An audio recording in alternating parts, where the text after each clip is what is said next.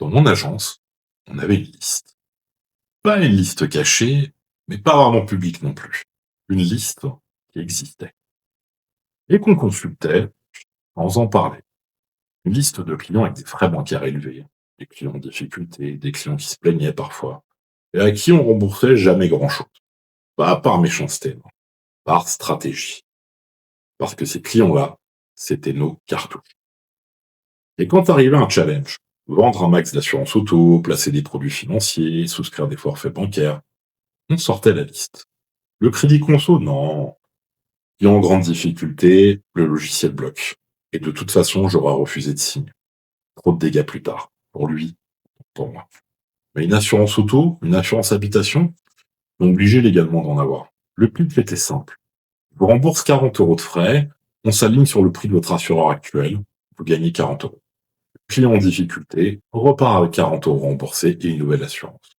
Et le conseiller coche sa case. Et les frais bancaires sont toujours là. La cartouche sera rechargée plus tard. Aujourd'hui, je t'explique comment éviter d'être sur cette liste et si tu y es déjà, comment en sortir. Mais d'abord, les frais bancaires, sache que tout le monde en paie. Tout le monde. Même ton pote avec sa néobanque fabuleuse et révolutionnaire. Il paye des frais aussi, il ne le sait juste pas. Mais tout le monde ne sait pas lesquels sont négociables, lesquels sont évitables et lesquels sont là pour rester. On commence par les frais que tu vois, ceux qui apparaissent sur ton relevé tous les mois, ceux que tu as fini par accepter comme une fatalité. Spoiler, c'est pas une fatalité. Premier poste, la cotisation de carte bancaire, entre 30 et 150 euros par an selon la carte, élevée en une fois ou mensuellement selon les banques.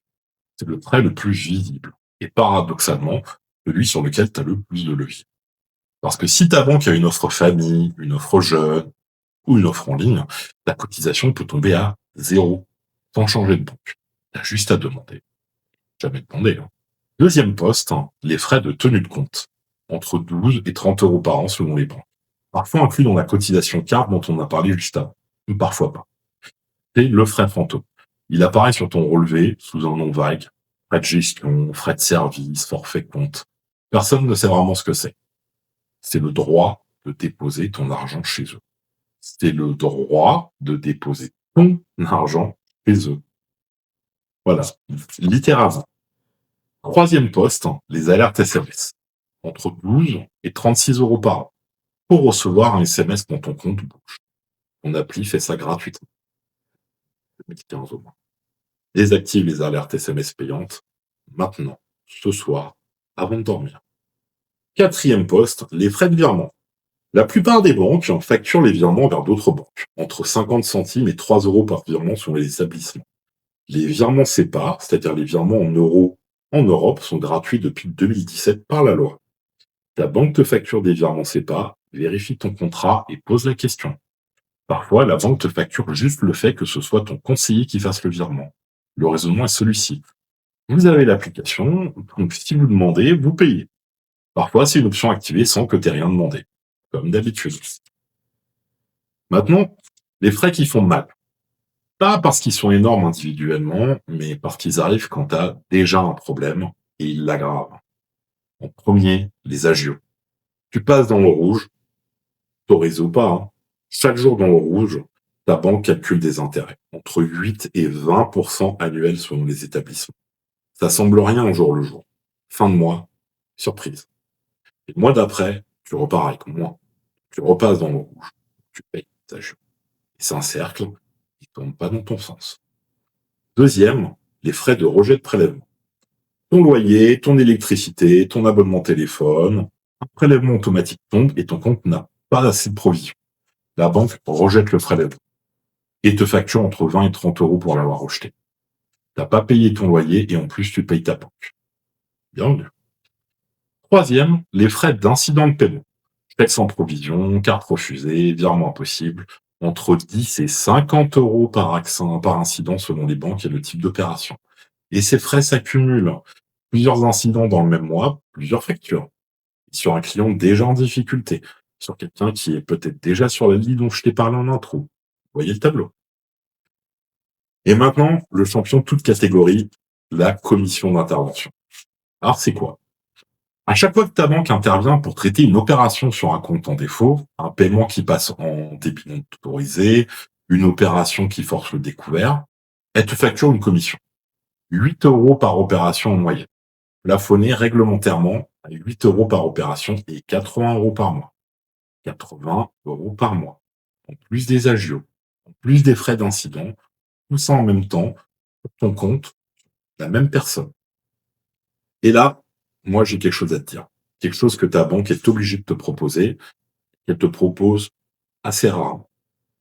Parce que ça rapporte rien à la banque. Et que personne en brief interne rappelle au conseiller d'y penser. Ça s'appelle l'offre clientèle fragile. Si tu remplis certains critères de revenus en dessous d'un certain seuil défini par la loi, d'incidents de paiement répétés ou d'inscription au fichier central des chèques de la Banque de France, tu peux y avoir droit. C'est quoi concrètement? Un compte complet avec une carte bancaire à autorisation systématique.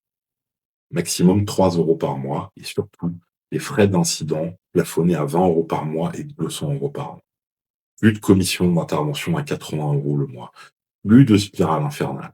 Ta banque est obligée de t'identifier et de te la proposer. Elle est obligée par la loi. Si elle ne l'a pas fait, demande-le ce soir. Et surtout par écrit, par mail. Laisse une trace. Et si tu te demandes pourquoi ton conseiller t'en a jamais parlé, c'est pas parce qu'il est mauvais. C'est que la semaine dernière, en brief, on lui a parlé d'assurance auto. La semaine d'avant, c'était les versements sur les assurances vie. Et la semaine prochaine, ce sera les cartes à débit différé. Pas d'offre clientèle fragile. Pas de chance. Tu sais maintenant ce que tu payes et ta première action, c'est quoi? Je vais appeler mon conseiller et négocier. Je t'arrête. Négocier tes frais bancaires, c'est perdre ton temps. Bon. On t'appelle pour négocier, ton conseiller a deux options. Il te rembourse un peu, 20, 30, 40 €, sa limite de délégation. Et toi, tu repars, content, fidélisé, sans avoir résolu le problème de fond. C'est exactement le mécanisme de la liste des cartouches. Sauf que là, c'est toi qui as appelé. Tu viens de te tirer une balle dans le pied et de remercier celui qui t'a fourni la balle. Si ton conseiller accepte de te rembourser, il n'acceptera que rarement de te passer sur une offre moins chère ou de t'enlever des options. S'il fait cela, il devra compenser sur d'autres clients. Il faut maintenir des chiffres au niveau de l'agence. Et c'est des pourcentages. Pourcentage de cartes à débit différées, pourcentage d'alertes SMS payantes, etc. La deuxième option de ton conseiller, il refuse. Parce que tu es un client suffisamment rentable pour justifier un geste commercial. Parce que ses objectifs de la semaine, ils sont ailleurs, comme on en a parlé. Parce qu'il est débordé et que ton dossier n'est pas prioritaire. Il a une pile énorme comme ça de dossiers, notamment, par exemple, de crédits immobiliers qui sont les dossiers, on va dire, premium et plus importants dans une banque. Négocier, c'est jouer leur jeu, sur leur terrain et avec leurs règles. Et tu as perdu avant de commencer. Alors, si on négocie pas, qu'est-ce qu'on fait? On évite. Vraiment. Pas on négocie après. On évite avant. Avec 5 réflexes simples. Premier réflexe, regarde ton relevé chaque mois. Pas pour faire joli, pour comprendre chaque ligne. Chaque frais que tu identifies, tu peux agir dessus. Chaque frais que tu ne vois pas, il continue de tomber tranquillement chaque mois. Deuxième réflexe, désactive tout ce qui est optionnel et payant. Les alertes SMS, on en a parlé. L'assurance moyen de paiement. Protection juridique que tu as déjà, car ton assureur te l'a refilé avec ton assurance habitation, sans que tu t'en rendes compte, évidemment.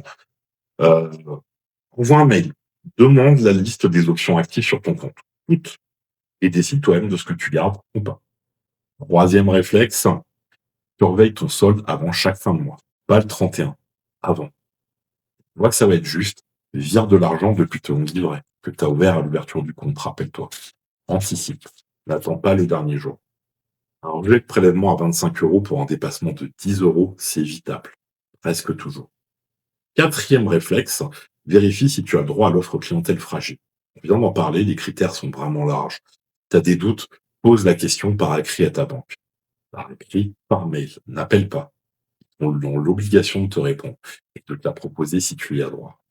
Cinquième réflexe, et c'est le plus efficace, compare. Les banques proposent toutes des formules similaires mais différentes au final. C'est comme avec les assureurs. Si tu fais partie du cœur de cible de l'établissement, tu auras de bons tarifs. Les banques en ligne proposent souvent zéro frais de tenue de compte, zéro cotisation avec une carte sous condition et 0 frais de virement. Je ne rentre pas dans le détail ici, j'y consacrerai une vidéo bientôt. Mais sache juste une chose, payer des frais bancaires en 2026, c'est souvent un choix. Ça peut être bon certes, mais ce n'est pas une fatalité. En bref, les frais bancaires, tout le monde en paie, mais tout le monde ne devrait pas en subir autant. Les frais visibles, tu peux les réduire. Les frais imprévus, tu peux les anticiper. La commission d'intervention, tu peux l'éviter. L'offre clientèle fragile, tu peux la demander. Et négocier, évite. Dans la prochaine vidéo, objectif optimisation pour les comptes étudiants. Spoiler, les banques adorent ce profil. Et ce n'est pas pour nous rendre service.